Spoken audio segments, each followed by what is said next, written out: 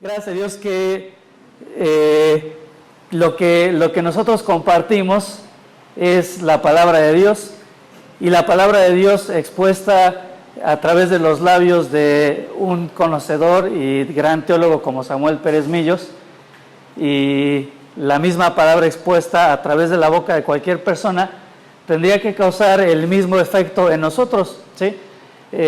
Porque es el mismo poder, es la misma esencia, y nuestro corazón tendría que estar siempre tan receptivo para escuchar el mensaje que Dios quiere decirnos, provenga o venga de la boca de quien sea, porque al final de cuentas entendemos que es la palabra de Dios, ¿no? Y que es poderosa para penetrar, para partir nuestros huesos, nuestras coyunturas, y discierne aún los pensamientos de nuestro corazón. Así que hoy vamos a estar estudiando solamente un versículo, espero que sea breve, pero continuando con nuestra serie que hemos estado estudiando ya durante lo que va de este mes, que le hemos puesto por título Crece, o más bien Crece Más. Y les comentamos al principio que la idea de esta serie es entender que hemos crecido, que gracias a Dios, Dios nos ha permitido avanzar como iglesia, pero entendemos la necesidad y la realidad de que no podemos quedarnos ahí y tenemos que seguir creciendo todavía más. Así que por eso seleccionamos algunos temas, y primero hablamos de crecer en la familia, de crecer en nuestro matrimonio, de crecer con nuestros hijos, porque creo que es la parte fundamental y es la pieza clave para poder crecer como iglesia. Y también hablamos el domingo pasado acerca de crecer personalmente en nuestra fe, ¿sí? Nosotros tendríamos que ser capaces de ver nuestra vida y mirando un año atrás o 2 años atrás o un mes atrás, los que tienen menos tiempo en el Señor, tendríamos que ser capaces de ver nuestra vida de fe y decir, he crecido, y encontrar evidencias en nuestra propia vida que nuestra fe ha avanzado y que hemos progresado, que hemos crecido y que hemos crecido más, ¿sí? Y en esta tarde ya como te dije, hablamos acerca de crecer como familia, hablamos de crecer personalmente en nuestra fe, y hoy me gustaría hablarte un poquito de crecer en lo futuro, de crecer como iglesia, ¿sí? No solamente como familia, no solamente en nuestra fe personal, sino poder llegar a crecer como iglesia en el futuro, ¿sí? Y ahí en la pantalla, bueno, acá no, prácticamente ya casi no se ve, pero el próximo domingo es que les tenemos una sorpresa. En 15 días les tenemos una sorpresa que se va a ver un poquito mejor, esperamos. Pero bueno, los que alcancen a ver ahí en su pantalla y los que tengan superpoderes y rayos X, que alcancen a ver ahí.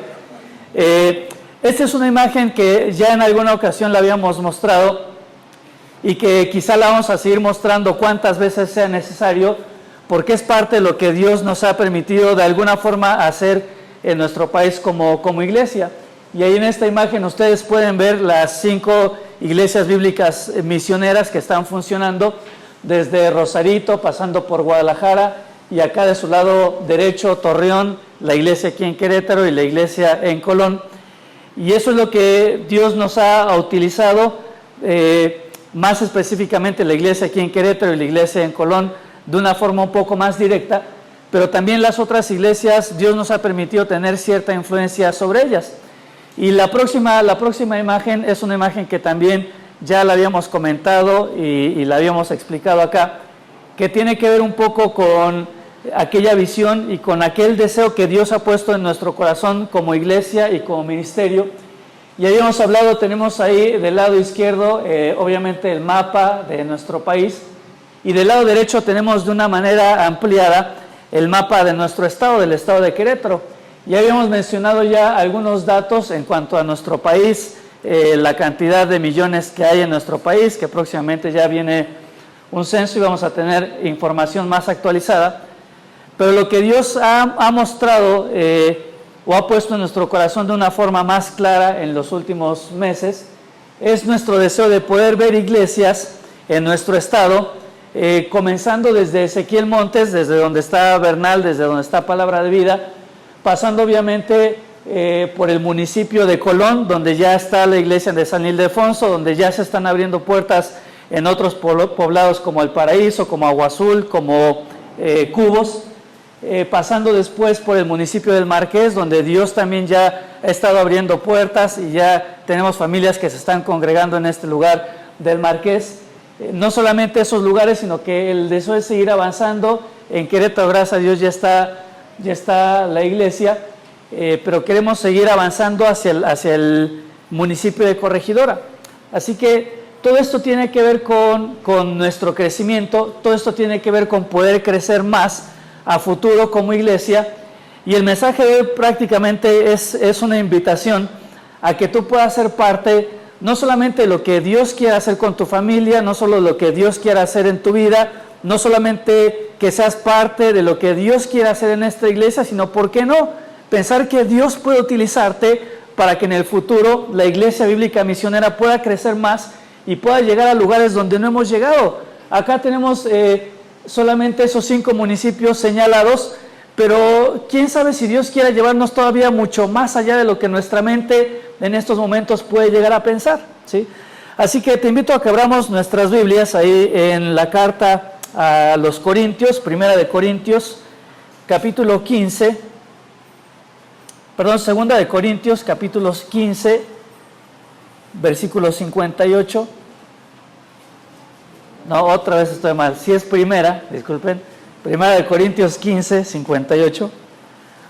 Y sabes, es un pasaje que es muy conocido. Es uno de los pasajes que me son de más ánimo hablando acerca de la obra de Dios y justamente acerca del crecimiento.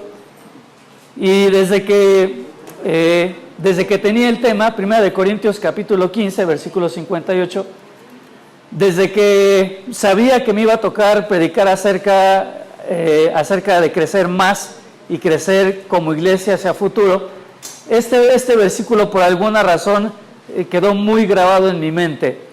Y busqué otros versículos, traté de estudiar algunos otros pasajes, pero siempre este versículo regresaba a mi mente. Y por eso la razón de estudiarlo el día de hoy, porque justamente tiene que ver con todo esto, con lo que estamos hablando.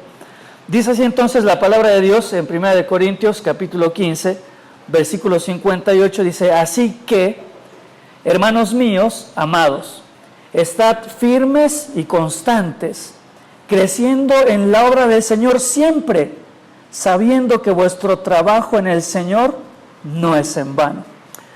Se lo repito, dice: así que, hermanos míos, amados, estad firmes y constantes. Dice, creciendo en la obra del Señor siempre, sabiendo que vuestro trabajo en el Señor no es en vano. Y sabes, si tenemos que hablar acerca de la obra de Dios y si tenemos que hablar acerca de crecer más como iglesia en un futuro, este versículo es ideal, porque justamente el corazón de este versículo tiene que ver justamente con este concepto de crecer más, y específicamente poder crecer en la obra del Señor, ¿sí? Así que a través de este versículo y en los siguientes minutos me gustaría mencionarte solamente tres razones por las cuales debemos de crecer más en la obra del Señor. Y mira, me gustaría comenzar explicando la primera frase que utiliza el apóstol Pablo ahí, porque comienza este versículo diciendo: así que. Y sabes, esta expresión va a ser sumamente importante, va a ser clave, porque esta frase, estas pequeñas dos palabras, así que, justamente van a tener por idea dar una conclusión de lo que el apóstol Pablo venía hablando justamente en los versículos anteriores, ¿sí? Es como si Pablo dijese: venimos estudiando, venimos hablando acerca de un tema, y ahora viene el momento de cerrar, y ahora viene el momento de la conclusión. Esta expresión, así que, no es una expresión que sea poco común, sobre todo en los escritos del apóstol Pablo. De hecho, tan solamente acá en las cartas a la iglesia en Corinto, en 1 y 2 de Corintios, encontramos esta expresión 21 ocasiones, así que, ¿sí? Y te digo, esta expresión es tan importante porque justamente va a llevarnos, o va a ser la transición entre los principios bíblicos y la práctica, ¿sí? Te repito, esta frase, así que, va a ser justamente la transición entre los principios bíblicos de la palabra de Dios y lo que tendría que ser la práctica de nuestra vida. Esta expresión, así que, va a ser el puente, podríamos decir, entre la doctrina, la enseñanza de la palabra de Dios y lo que tendrían que ser los deberes del creyente, ¿sí? Así que por esta razón esta frase es tan importante y tan trascendente. ¿Sabes? Se ha dicho que los mejores predicadores o los más grandes predicadores justamente se van a reconocer porque van a tener esa capacidad de saber llegar al así que. Y van a tener la capacidad de bajar todos los conceptos bíblicos justamente a la práctica, a la forma en cómo llevarlos y aplicarlos a nuestra propia vida. Hay algunos versículos, por ejemplo, no los vamos a buscar por cuestión de tiempo, pero por ejemplo, 2 de Corintios, capítulo 7, versículo 1, no lo busquen, solamente, o si quieren apuntarlo, si quieren buscarlo, no hay problema. Dice, así que amados, puesto que tenemos tales promesas, es decir, los versículos anteriores, Pablo está hablando de las promesas que tenemos en Cristo, y aquí concluye, dice, así que amados, puesto que tenemos tales promesas, dice, limpiémonos de toda contaminación. ¿Ves? Baja de los principios bíblicos a la práctica, baja de la doctrina a los deberes del cristiano. Tenemos tales promesas, limpiémonos. En Gálatas, por ejemplo, capítulo 6, habla acerca del trato que debemos tener los unos con los otros, y justamente ahí Gálatas capítulo 6 viene hablando de que aquellos que son más fuertes espiritualmente, cómo deben tratar con aquel que ha sido sorprendido en algún tipo de falla, ¿sí? Y llegando ahí al versículo 10 de Gálatas capítulo 6, encontramos otro, dice, así que según tengamos oportunidad, hagamos bien a todos. Es así como la iglesia está sujeta a Cristo, dice, así también las casadas lo estén sujetas a sus maridos en todo. Baja de lo doctrinal al deber, baja del principio a la práctica.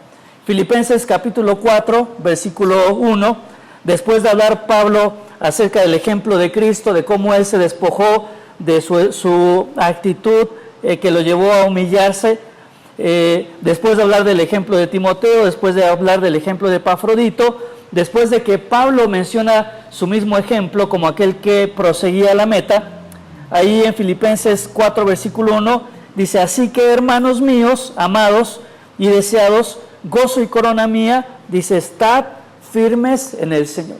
Pone ejemplos, Pablo, después baja esos ejemplos a la práctica y les dice a los creyentes cómo deben vivir firmes en el Señor. Uno de los así que yo creo que son de los más famosos y más conocidos en la palabra de Dios, es Romanos capítulo 12, versículo 1. Dice, así que hermanos, ¿se saben ese versículo o no se lo saben? Así que hermanos, os ruego por las misericordias de Dios que presentéis vuestros cuerpos en sacrificio vivo, santo, agradable a Dios, que es vuestro culto racional. ¿Ves? Durante 11 capítulos el apóstol Pablo está hablando en Romanos acerca de la miseria del hombre, acerca del juicio que merecemos por nuestro pecado. Comienza a hablar entonces acerca de la misericordia, de cómo Dios muestra su amor para con nosotros, en que siendo aún pecadores, Cristo murió por nosotros. Hablando de que por cuanto todos pecaron están destituidos de la gloria de Dios, pero dice, mas la dádiva de Dios es vida eterna. Llegando entonces allá al capítulo 12 dice, puesto que contemplamos nuestra situación y contemplamos la misericordia de Dios, y baja la práctica, baja el deber cristiano que dice, así que hermanos, presenta tu cuerpo en sacrificio vivo, santo, agradable a Dios, que es vuestro culto racional. Y ahí en Romanos en el mismo capítulo 12, versículo 20, capítulo 14, versículo 13, capítulo 14, versículo 19, capítulo 15, versículo 1, vamos a encontrar más así que, y que siempre van a continuar con un deber o con un mandato o con una instrucción práctica para la vida del creyente. En 2 de Timoteo capítulo 6, versículo 8, después de que Pablo habla acerca de estos conceptos y del principio de vivir con piedad y vivir con contentamiento, dice en el versículo 8, así que teniendo sustento y abrigo, dice, estemos contentos con esto. Habla de los principios, contentamiento, habla de una vida piadosa, lo baja entonces a la práctica, lo baja al deber del cristiano de estar contentos con lo que Dios nos ha dado. Hebreos capítulo 10, versículos 19 y 20, habla acerca del sacerdocio de Cristo y dice, así que, teniendo un sacerdote como este, como el que se ha expuesto, dice, acerquémonos pues confiadamente. ¿Ves? Habla acerca de la doctrina, habla acerca de principios y después lo baja al deber, lo baja a la práctica de que podemos acercarnos a Dios con toda confianza. Y hay muchos ejemplos más en la palabra de Dios, ¿sí? ¿Y sabes por qué? Porque no es suficiente solamente con oír, y el objetivo de cada una de las verdades bíblicas que nosotros aprendemos es llegar a bajarlas a ese así que, y de poder de alguna manera traducir lo que nosotros aprendemos en la palabra de Dios a nuestra vida cristiana. Siempre que nosotros estemos expuestos a la enseñanza de la palabra de Dios, tenemos que preguntarnos cómo lo que estoy estudiando el día de hoy va a afectar a mi vida. ¿Cómo lo que estoy estudiando el día de hoy en 1 Corintios 15:58, cómo puedo aplicarlo? ¿Cómo lo puedo traducir? ¿Qué tiene que ver este versículo conmigo? Y de todas estas verdades bíblicas, te repito, el objetivo es poder llegar a un así que tiene que ver con cómo vivimos esto en nuestra propia vida. Y entonces, como te decía a continuación, el apóstol Pablo nos va a hablar acerca de lo que yo considero 3 razones por las cuales nosotros tenemos que crecer en la obra del Señor y debemos de crecer siempre, debemos de crecer más. Dice entonces a continuación el versículo, así que, y aparecen unas frases que a lo mejor no te van a decir mucho, pero que las vas a entender. Dice, hermanos míos, amados. ¿Sí?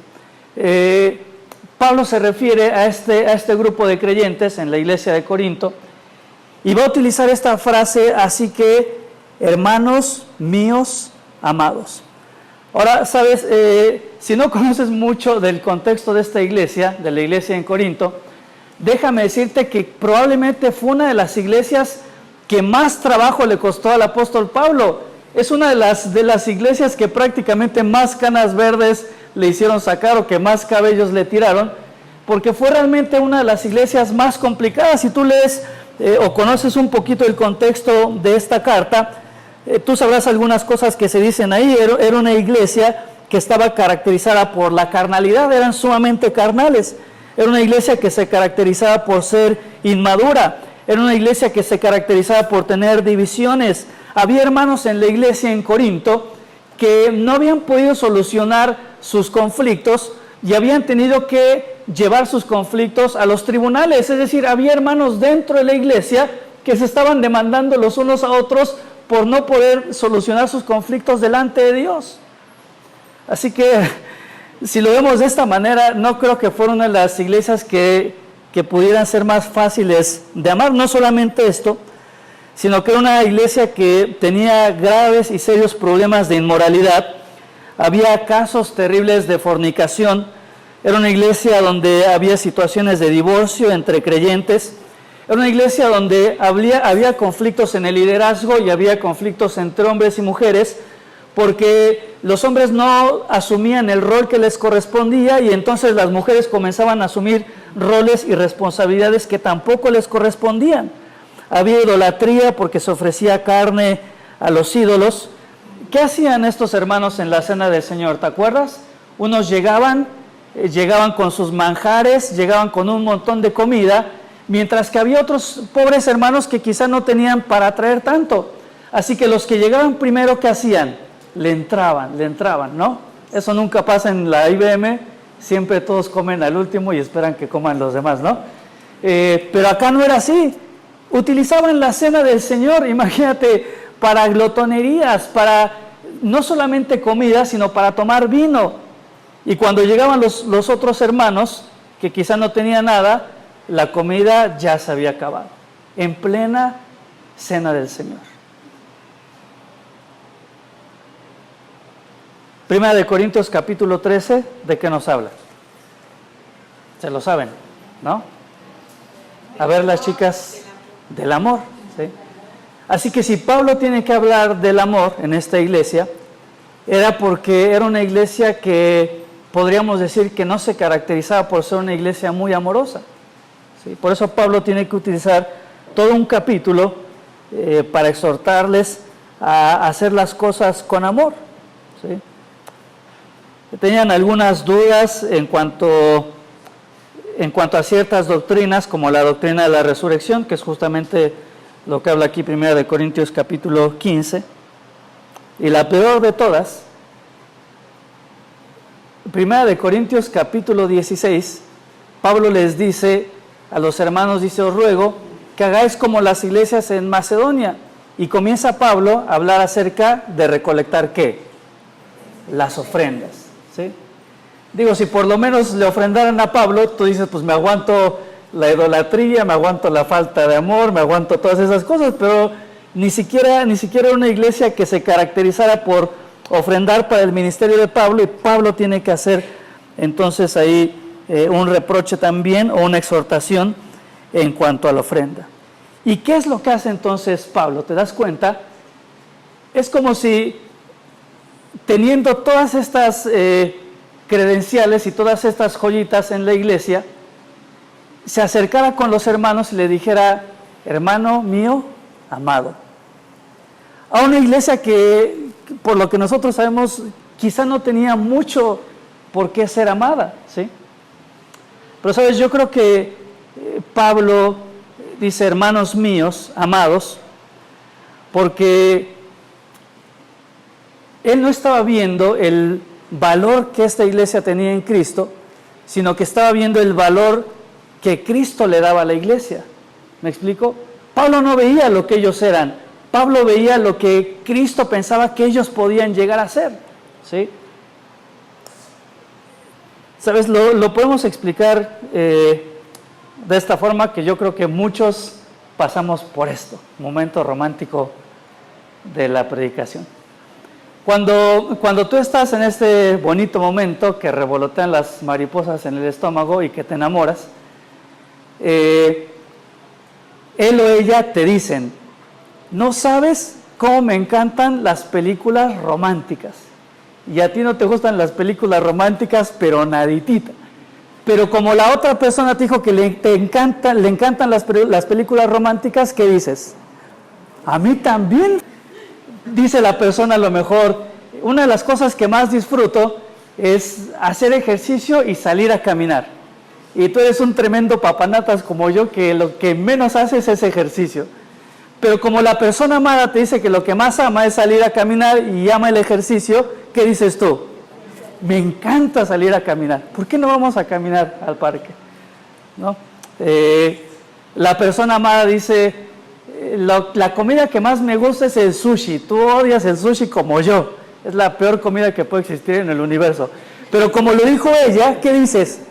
Justamente te iba a decir que fuésemos a comer sushi porque no sabes cuánto me encanta, ¿no?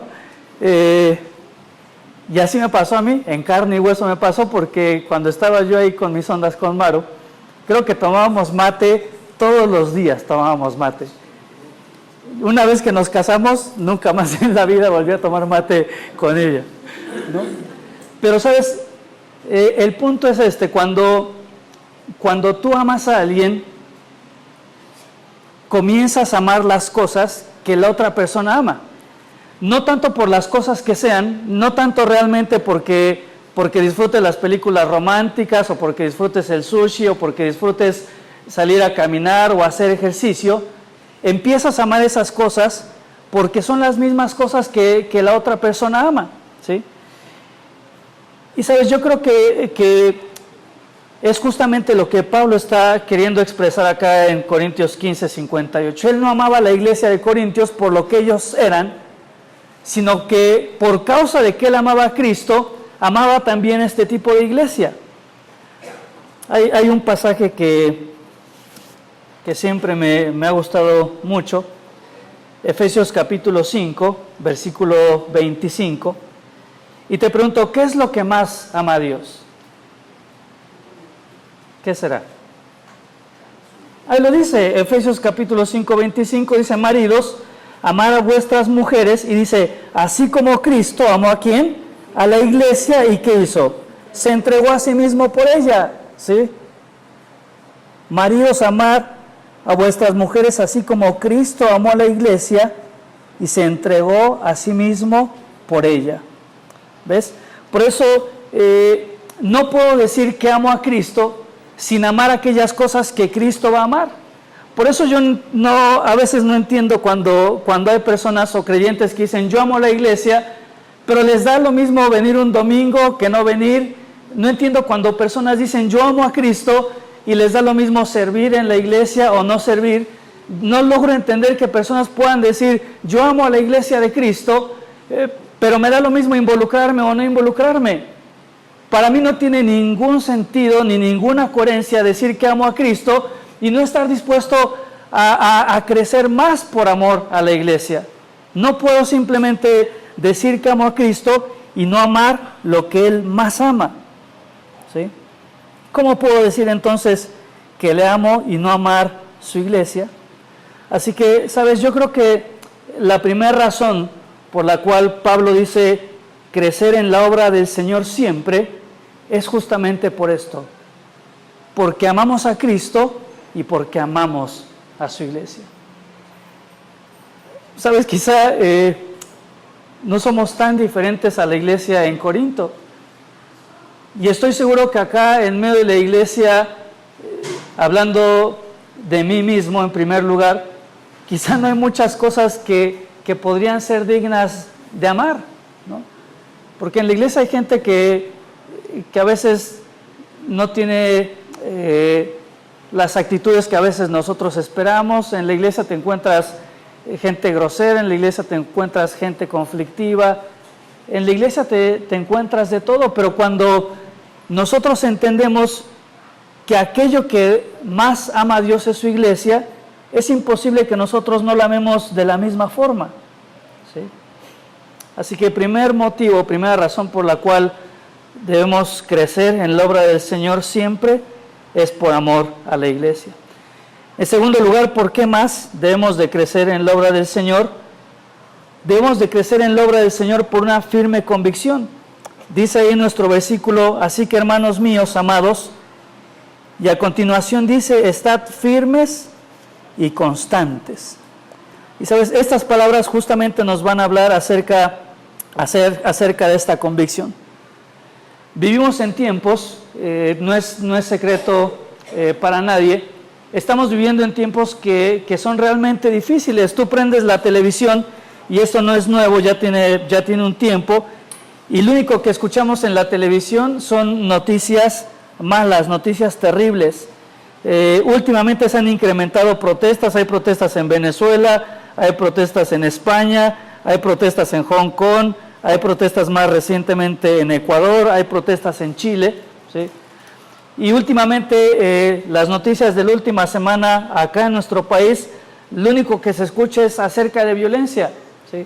Es decir, vivimos en tiempos difíciles, hablando en cuanto a lo social, vivimos en tiempos difíciles, hablando en cuanto a lo económico.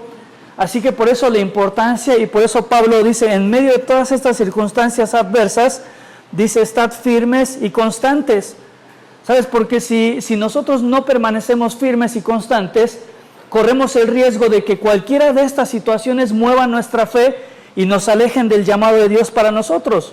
No solamente se viven tiempos difíciles, hablando socialmente y hablando económicamente, sino que aún dentro de la misma iglesia, dentro del cuerpo de Cristo, llegan a vivirse momentos difíciles y nuestra fe puede llegar a temblar, ¿sí? No solamente en el mundo, no solamente en la iglesia. El solo hecho de ser cristianos, tú lo sabes que ya es un desafío. Tú sabes que compartir la fe en ocasiones te lleva a situaciones de persecución, de burla, de rechazo. Y por eso es tan importante, en medio de todas estas circunstancias, poder estar firmes y permanecer constantes.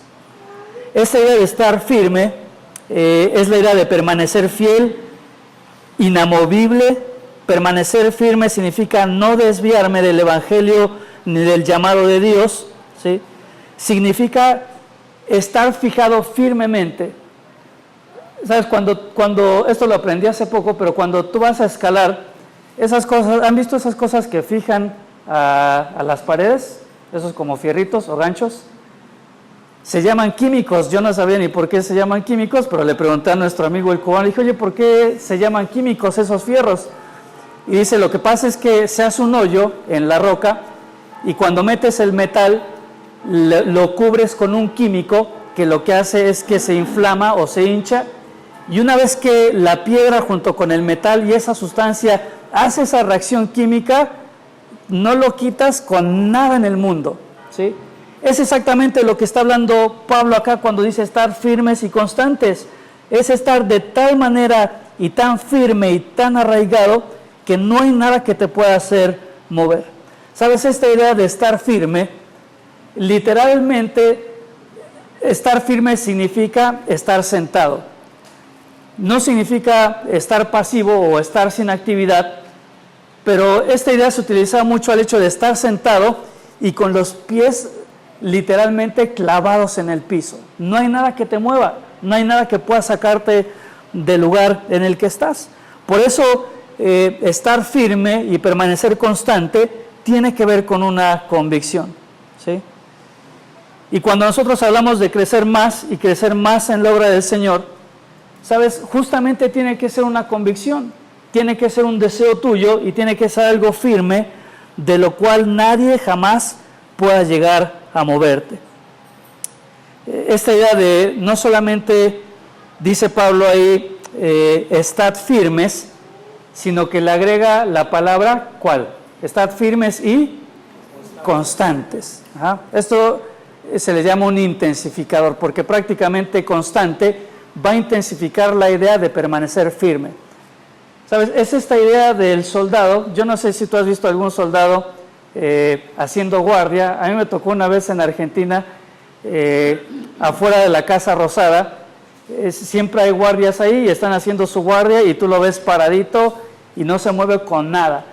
Y un amigo me dijo, si tú te le paras enfrente y le empiezas a hacer gestos y le empiezas a hacer caras y tratas de hacer que se ría, no lo vas a lograr. Y pasó mi amigo y le empezaba a hacer así señas y le empezaba a hacer caras y gestos. Y te digo, es impresionante cómo el soldado tenía la capacidad no solamente de estar firme, sino de permanecer constante. No se movía, no tenía expresión, no había poder humano que pudiese sacarlo de lo cual era su llamado, de la tarea que él tenía que cumplir. Hay una frase que quizás has escuchado y que me encanta, que justamente se va a acuñar en los tiempos o en los años de Hernán Cortés, en la historia de la conquista de México, y ahí se acuña esta frase de quemar las barcas o de quemar las naves. No sé si alguno la había escuchado alguna vez, pero esta idea de quemar las barcas o quemar las naves era justamente el mensaje que Hernán Cortés quería transmitirle a su ejército para de alguna manera darle a entender que era imposible que ellos regresaran, ¿sí? Llegaron a conquistar y ¿qué hicieron? Quemaron las barcas porque era imposible que ellos dieran marcha atrás o que regresaran. Había tres cosas que eran imposibles para Hernán Cortés y él decía, este viaje es sin retorno, no hay forma posible en la que podamos regresar, es sin reservas porque entregaron todo, quemaron sus naves, quemaron sus barcas, y es sin reproche, sin queja alguna. Sin retorno, sin reservas y sin reproches. Y sabes, este es el tipo de convicción que justamente se necesita para poder crecer en la obra del Señor y para poder crecer siempre. Quizá te suene conocido el nombre de William o Guillermo Carey, no sé si lo conocerán, pero es conocido como el padre de las misiones mundiales. Es el misionero que prácticamente comenzó con muchos de los movimientos misioneros. Hay muchos libros que hablan acerca de su biografía, solamente me gustaría compartirte algunos datos acerca de él. Él va a nacer en el año 1761, en medio de una familia muy pobre, así que a los 14 años él aprende el oficio de nuestro buen José del Marqués, zapatero, porque como su familia era de recursos muy, muy bajos, él desde pequeño tuvo que aprender un oficio. A los 17 años, él comienza a asistir a la iglesia bautista y empieza a formar sus convicciones en cuanto a Dios y en cuanto a la palabra de Dios y en cuanto al servicio. A sus 31 años, en el año 1792, él va a crear la primera sociedad misionera que va a existir en el mundo. La primera sociedad misionera va a ser creada justamente por este misionero, William Carey. A sus 32 años va a emprender un viaje a la India. Él va a viajar por mar. Ahora imagínate, este viaje le llevó 5 meses. Durante esos 5 meses de viaje, ¿qué es lo que va a hacer este misionero? Va a aprender un idioma, que es el bengalí, que después lo utilizaría para traducir la Biblia a este idioma, ¿sí? Que fue prácticamente la mayor parte de su ministerio de este hombre, fue traducir la palabra de Dios, la Biblia, en diferentes idiomas. En el año 1794, su hijo a la edad de 5 años, va a morir en el campo misionero. 1800, es decir, 7 años después de que él había llegado al campo misionero, 7 años después, escucha bien, va a tener apenas el primer convertido y el primer bautizado de su ministerio. Durante 7 años él no pudo disfrutar, él no pudo ver fruto de lo que estaba haciendo. Ahora, sabes, este misionero es tan reconocido y es tan famoso justamente por su capacidad para estar firme y para permanecer constante, a pesar de que su hijo murió, a pesar de que vivió 7 años sin disfrutar del fruto de su ministerio. 7 años después muere su esposa, también en el campo misionero. Se vuelve a casar. Pues en el año 1812, él había puesto una imprenta donde había comenzado a reproducir la palabra de Dios en diferentes idiomas, y después de muchos años de trabajo y después de todo lo que él había logrado hacer en cuanto a traducción bíblica, en el año 1812 un fuego quema la imprenta y quema todo el trabajo que él había hecho por muchos años.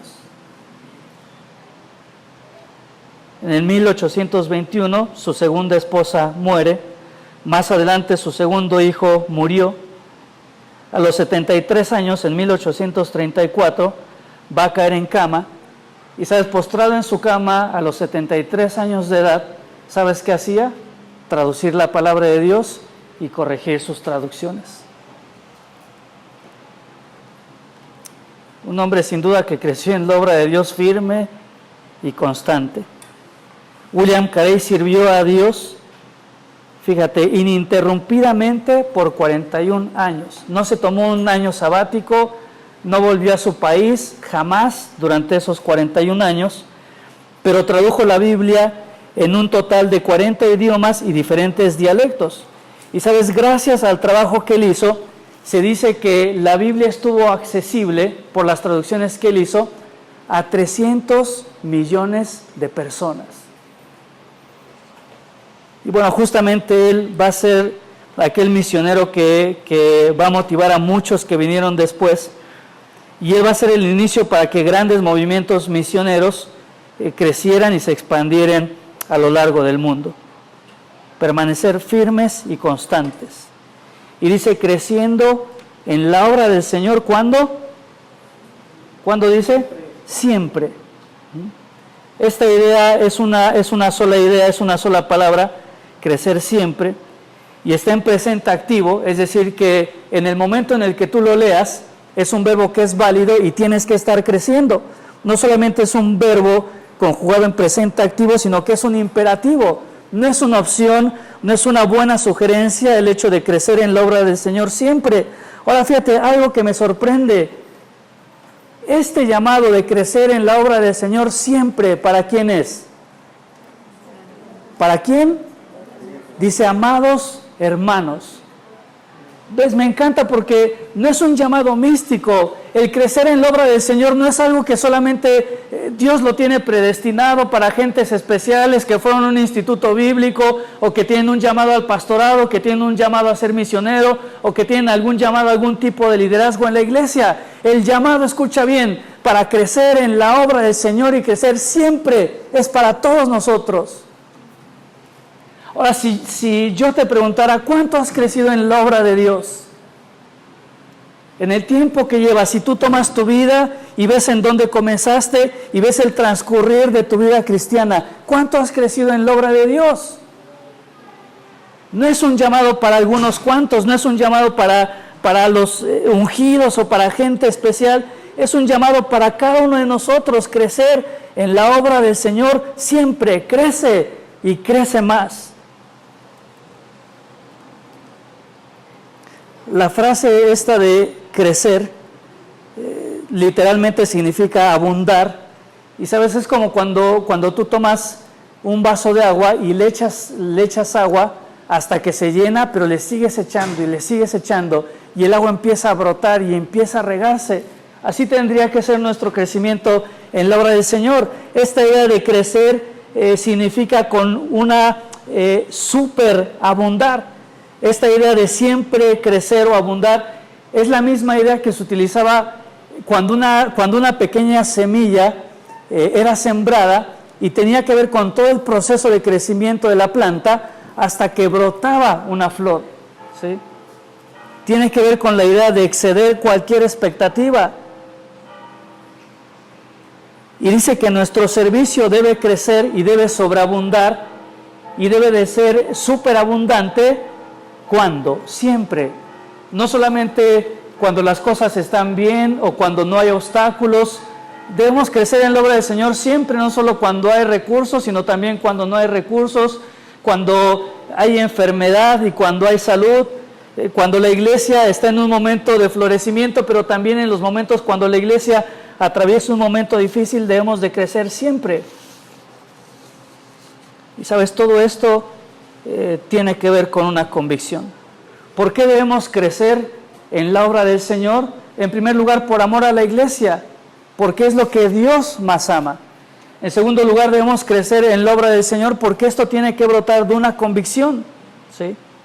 Y sabes, a veces nosotros, bueno, no sé si a ti te pasará, pero yo a veces fantaseo y pienso cómo sería si estuviera en otra iglesia, a lo mejor más grande, iba a decir más bonita, pero no es más bonita que la IBM. A veces pienso a lo mejor si predicara a otra audiencia o si tuviera algún otro tipo de ministerio. Yo no sé si te ha pasado a ti, pero toda esta idea de permanecer firme y constante tiene que ver con esto. Tiene que ver con la convicción de saber que estás en el lugar a donde Dios te llamó a estar y no te vas a mover por nada, a menos que Dios te diga que tienes que moverte. Te pregunto, ¿a qué iglesia te llamó Dios? A esta, ¿no? A menos que hayas venido de visita, pero pues realmente, o menos que vengas los domingos aquí en la mañana y en la tarde vayas a otra, no sé. Pero sabes, si estás en este lugar, es porque quiero entender que Dios te llamó a este lugar. Y en este lugar es en el que tienes que permanecer firme, constante y creciendo en la obra del Señor siempre. ¿A qué ministerio te llamó Dios aquí en la iglesia? ¿Con los niños? Tienes que permanecer firme y constante, creciendo en el ministerio con los niños siempre. Dios te llamó a trabajar con jóvenes, tienes que permanecer firme y constante, creciendo en la obra del Señor entre los jóvenes siempre, porque ese es el lugar al cual Dios te llamó. Tiene que ver con una convicción. Y después dice el apóstol Pablo, estad firmes y constantes, creciendo en la obra del Señor siempre. Y casi terminando ya el versículo dice, sabiendo que vuestro trabajo en el Señor no es en vano. Así que la tercera razón por la cual crecer en la obra del Señor es sencilla, no es en vano. Todo lo que puedas hacer, todo lo que podamos hacer para nuestro Dios no es en vano. Y por eso Pablo comienza utilizando esta frase, dice sabiendo. Es decir, sabiendo tiene que ver con nuestra mente, tiene que ver con estar plenamente convencido y tener la perspectiva correcta en cuanto al servicio de Dios.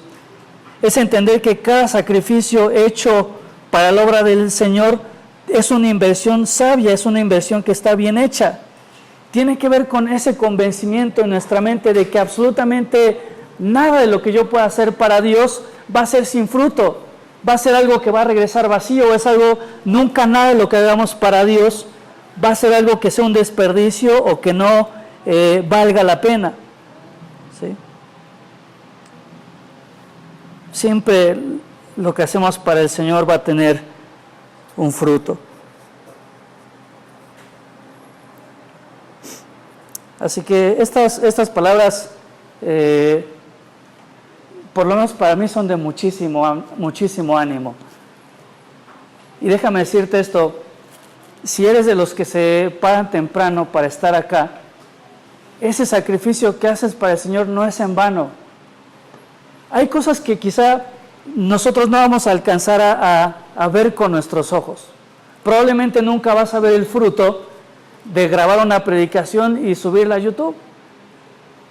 A lo mejor en esta tierra nunca vas a ver con tus ojos el resultado de pararte ahí en la puerta y recibir a las personas con una sonrisa. ¿Ves? A lo mejor nunca vas a ver el fruto en esta tierra de venir un sábado en la noche, a lo mejor tarde, o levantarte temprano y limpiar una taza de baño, ¿sí? Pero me encanta porque el apóstol Pablo dice, nada de lo que nosotros hacemos para el Señor, absolutamente nada es en vano. Nada.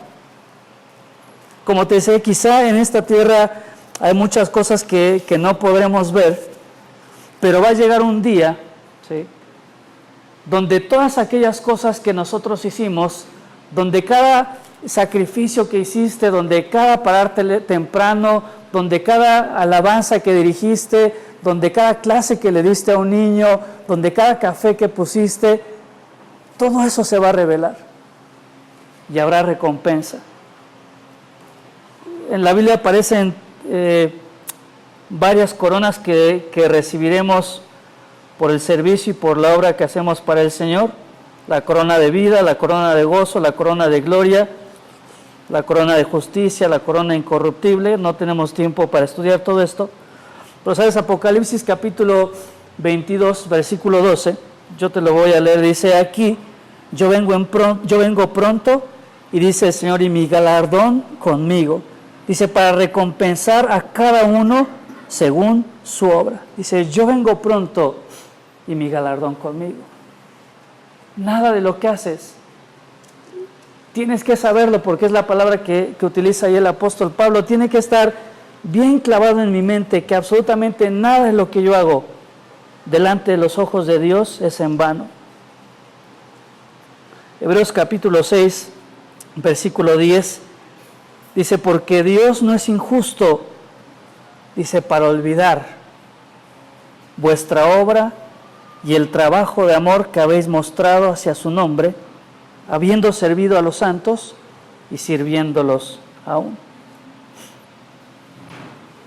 ¿Sabes? Aún aquellas cosas que quizá pueden pasar desapercibidas o que quizá a los ojos humanos son invisibles, aún esas cosas no son en vano y Dios las recompensa. Primera de Corintios capítulo 12, versículo 22, fíjate, dice, antes bien, los miembros del cuerpo que parecen más débiles, dice, son los más necesarios. Es decir, aquellos ministerios en la iglesia que probablemente son los que menos se ven, este versículo dice que son los más necesarios.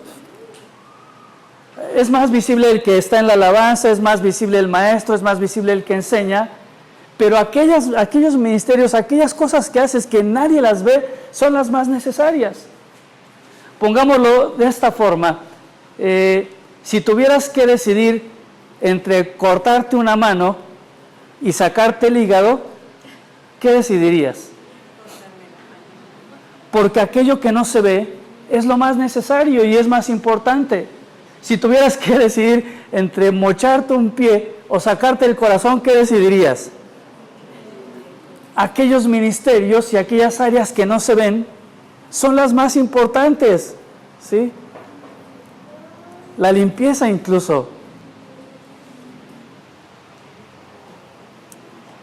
Así que debemos de servir a Dios y crecer en la obra del Señor siempre, porque absolutamente nada de lo que nosotros hacemos es en vano.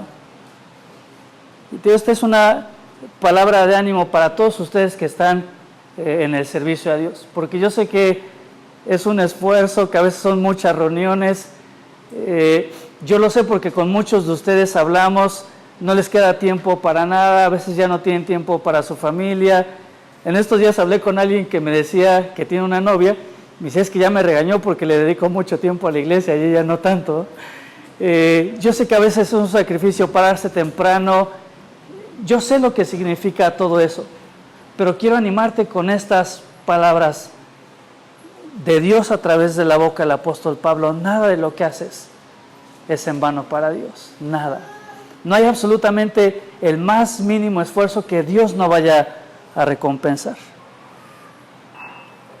Hay una ilustración y me gustaría terminar leyéndotela,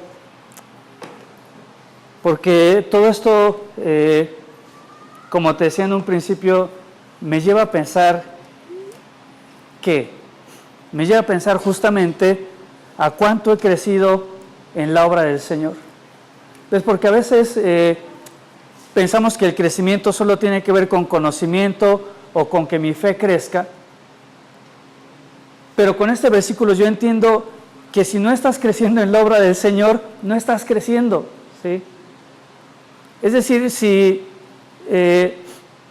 no tienes un ministerio, si no estás poniendo en práctica los dones, las capacidades y los talentos que Dios te ha dado, puede ser que estés creciendo, que tu cabeza esté creciendo en conocimiento, puede ser que haya ciertas áreas en las cuales estás creciendo, pero a mí me queda claro que si no estás creciendo en la obra del Señor, siempre no estás creciendo. Pero hay una ilustración que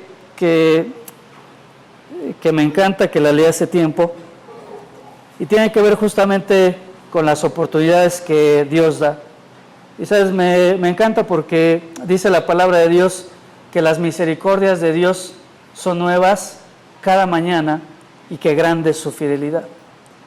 Así que yo quiero invitarte a que si tú te das cuenta que no estás creciendo en la obra del Señor, ¿sí?, a que puedas ser parte de lo que Dios quiere hacer a través de nosotros como iglesia, que pueda ser parte de lo que Dios quiere hacer en el Marqués, que pueda ser parte de lo que Dios quiere hacer en Colón, que pueda ser parte de lo que Dios está haciendo en Querétaro, que pueda ser parte de lo que nos gustaría que sucediera en Corregidora o en otros lugares, ¿sí?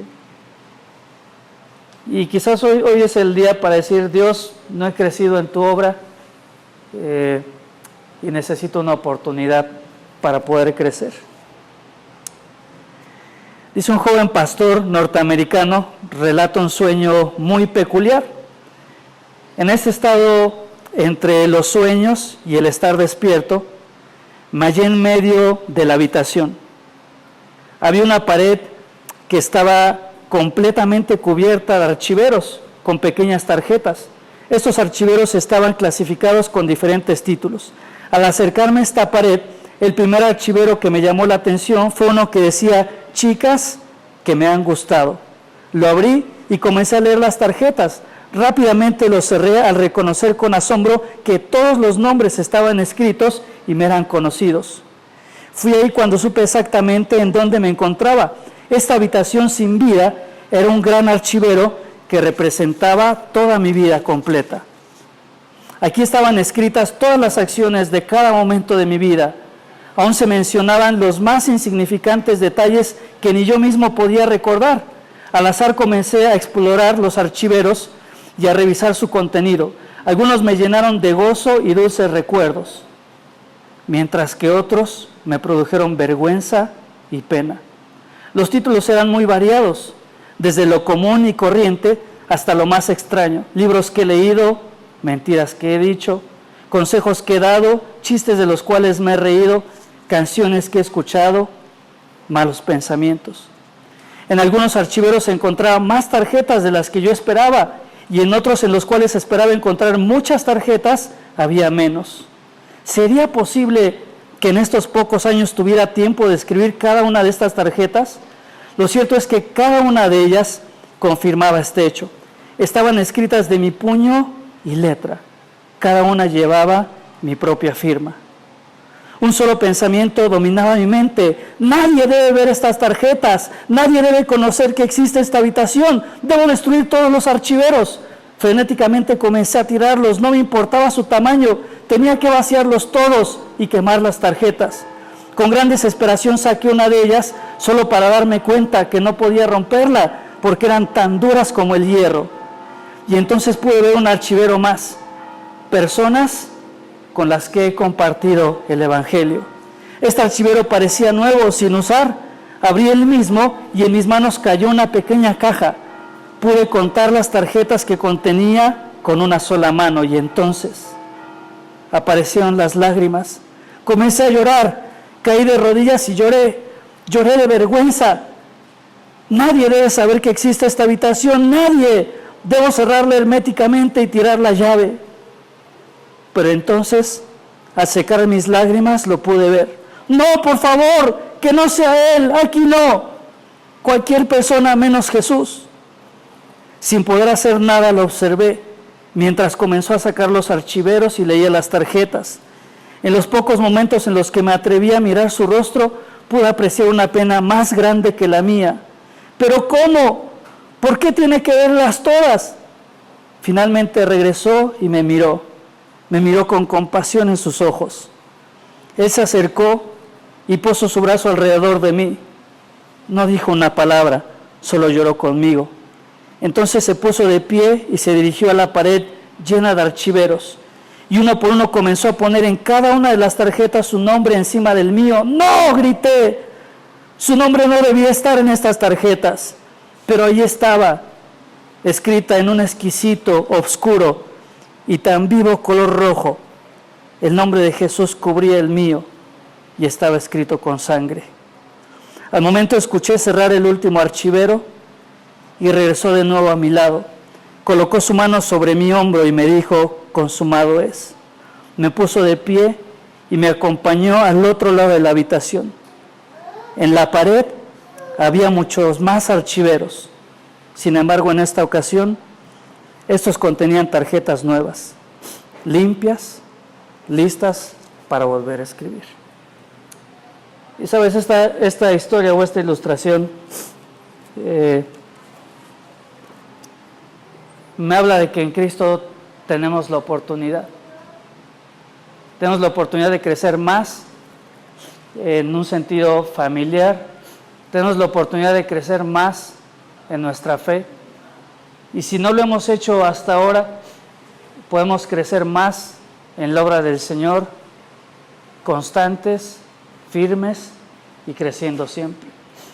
Así que prácticamente nos queda un domingo más hablando de este tema de crecer más.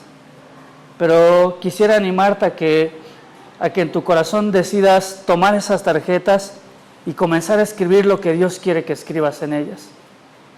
Que pueda ser parte de lo que Dios quiere hacer a futuro con cada uno de nosotros y lo que Dios quiere hacer con nosotros como iglesia. Vamos a terminar este tiempo y vamos a orar. Querido Dios, te damos gracias por tu palabra, te damos gracias por este versículo tan lleno de enseñanza y lleno de razones por las cuales debemos crecer en la obra del Señor y crecer siempre. Por amor a ti, por amor a tu iglesia, por una convicción personal, Dios, y por saber que absolutamente nada de lo que nosotros hagamos para ti es en vano. Dios, gracias por cada uno de los servidores de la IBM. Dios, que ellos puedan ser animados sabiendo esta verdad. Y Dios, que aquellos que quizá no han crecido en tu obra, que hoy pueda ser el comienzo y que hoy pueda ser la decisión de querer ser utilizados por ti en tus planes, en tus proyectos y en lo que tú vas a hacer en los próximos años con esta tu iglesia. Oramos en el nombre de tu Hijo Jesús. Amén.